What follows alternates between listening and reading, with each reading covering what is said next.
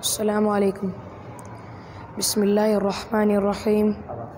नहमदुहु व नुसल्ली अला रसूलिहिल करीम। अम्मा बाद। मोहतरम हज़रात, मैं इस मुख्तसर से वक्त में आप हज़रात को बतलाऊँगा कि उलमा का क्या मक़ाम और मर्तबा है।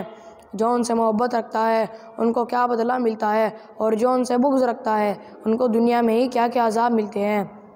मेरे बुज़ुर्गों, रसूल अकरम सल्लल्लाहु अलैहि वसल्लम ने इरशाद फरमाया कि उलमा अंबिया के वारिस हैं। वो उलमा चाहे मुकम्मल आलिम हो या हाफिज़ हो या नाज़रा कां हो, सब के सब अंबिया के वारिस होते हैं। हज़रत अली रज़ियल्लाहु तआला अन्हु इरशाद फरमाते हैं कि नबी सल्लल्लाहु अलैहि वसल्लम ने फरमाया कि जब मेरी उम्मत उलमा से बुग़्ज़ रखने लगेगी तो उन पर 4 किस्म के अज़ाब आएंगे। नंबर 1 कैद साली होगी। नंबर 2 ज़ालिम बादशाह मुसल्लत होंगे।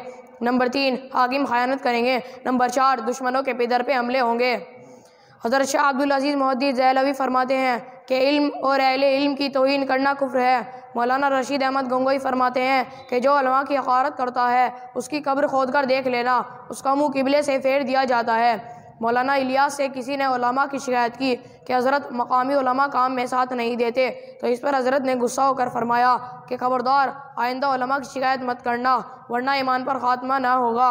इसलिए हम सबको चाहिए कि उलमा की नाक़दरी और तौहीन से बचे, वरना दुनिया और आखिरत में सख्त अज़ाब भुगतना पड़ेगा।